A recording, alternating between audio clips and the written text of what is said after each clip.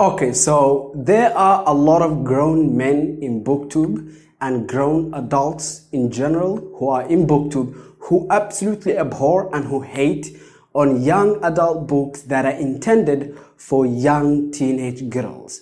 And I say this as if I am not part of the problem.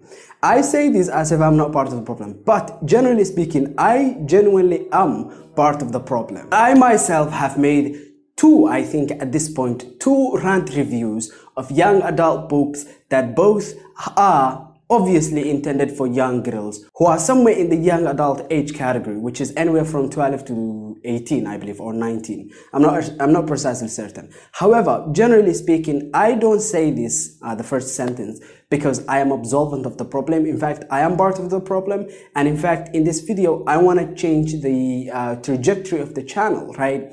Because I ended up sacking a rant review of Divergent. Divergent is this YA book that is obviously mostly intended for young adult girls. And I ended up sacking that video. It was like 25 minutes. And I want to tell you this story, how I arrived up to this point. Because you see, this issue was brought to my attention by two people. Udi Karma, who, is the best commenter on this channel. They always have something very, very insightful to say. And then Jaginai, I believe. That's how you say the name. I'm not particularly certain. However, this is the comment where they actually brought this to my attention, where, they explain, hey, one by one, some young adult books are intended for, young girls. They are intended for young audiences, and they are made by women for women. You can say older women. However, generally speaking, you can find countless older women in BookTube who hate young adult books with as much fire as I used to hate them, or at least as I hated them in those two rant reviews. But let me tell you about those two rant reviews that I'm specifically referencing. Before we go there, before we reach there, we must talk about what is the problem. What is the problem? And the issue here is people who are reading books that are not intended for them, right? For instance, imagine a guy picks up, a book from the romance, aisle, right? And he picks up a book that, has a female lead. Let's say, for instance, 50 Shades of Grey. It's a very famous example. Or any Jane Austen book or whatever, technically speaking, they pick up a romance book. And that book is mostly intended for women, right? Because it will likely have a female protagonist who gets to sleep and to, mess around with a very handsome guy. That does not really in any way interest me, unless you tell the story from the perspective of the guy. But the story is oftentimes, in this case, 99% of the time, told from the perspective of the woman. And that means this is intended for women. And this is something that they would find entertaining. In fact, a lot of girls love, Bella Swan or Bella Swan from Twilight. I genuinely don't like that protagonist. I have argued many times Edward should have been the protagonist, but this is obviously because I'm not the intended audience of Twilight. It is obvious, of course, when I read it, I was in the age category. However, even though I was in the age category when I read Twilight, I was not the intended audience. It was girls. If I was the intended audience, the story would have been told from the perspective of Edward, and I wouldn't have to argue the case, okay? And so this is very crucial to understand. There is this general broad problem issue in BookTube where people will read a book that is not intended for them, where they are not part of the intended audience, and they will, first of all, once they finish that book, of course, they're not going to like it. And when they don't like it, they will go and they will make a 30-minute or a 40-minute rant review. And what will happen after they post the rant review is a lot of people will go to war. Those who are the intended audience will defend the book, and those who are not will attack the book. For example, when I made that Throne of Glass rant review, there's a Throne of Glass rant review in this channel long time ago, and I think about 2 years at this point. Genuinely speaking, I don't remember most of the story. However, in that rant review, after I posted it over the many years, there's been, not necessarily in the channel, but in Twitter, I received, I think one or two DMs from people over the many months saying that my review was in poor taste.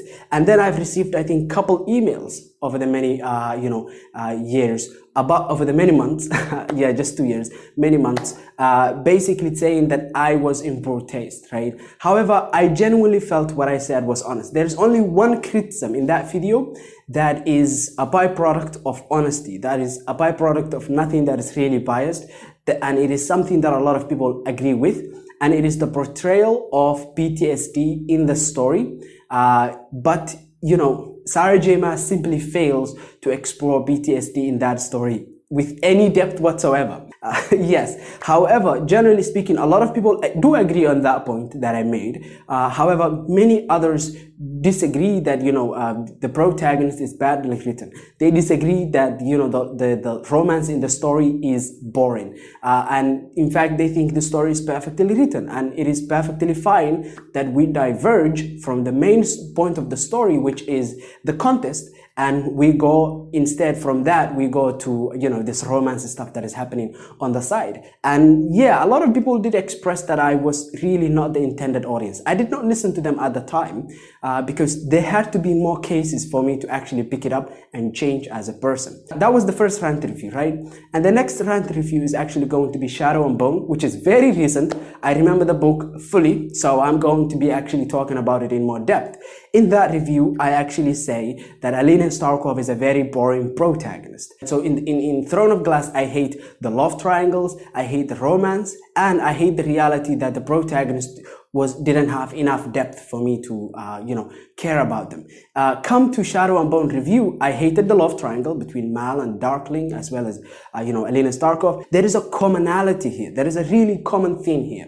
And for instance, in Twilight, I still didn't love the love triangle between Jacob and you know, Edward, and this is a struggle that was just picking up.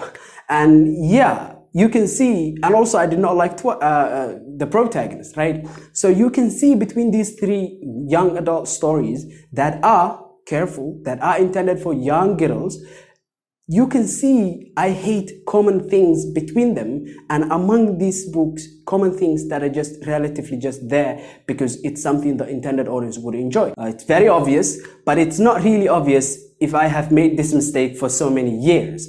And so consistently for 3 reviews. So now that I've explained the problem extensively and in depth, and I've given you an example from my past, my Twilight review, my Throne of Glass rant review, as well as the Shadow and Bone rant review. Well, my promise to you is this, right? First of all, I want to thank this for bringing it to my attention. I never really thought of it that way. I have always assumed this fuzzy thinking of, if I pick up a book, you know, I should think it's good, and if it's not good, it's not good. But generally speaking, there is one exception. I've always considered what the author was trying to achieve, but not from the angle of the intended audience.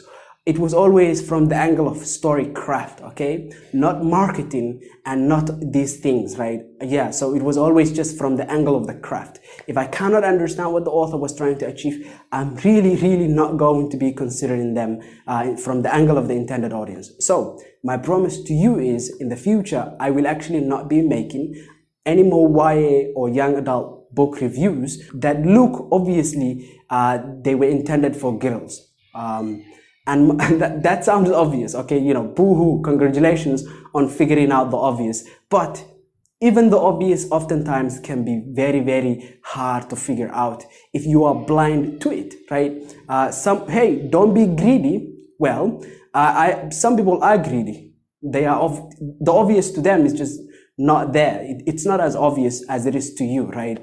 There are a lot of engineering mathematical formulas that are very obvious to me, but if you're a normal person who hasn't really gone to engineering college, they might not be obvious to you, right? So I hope you can understand this, and in the future, I promise I'm not really going to be making a lot more young adult reviews, rant reviews specifically, that target books that are not intended for just boys and men.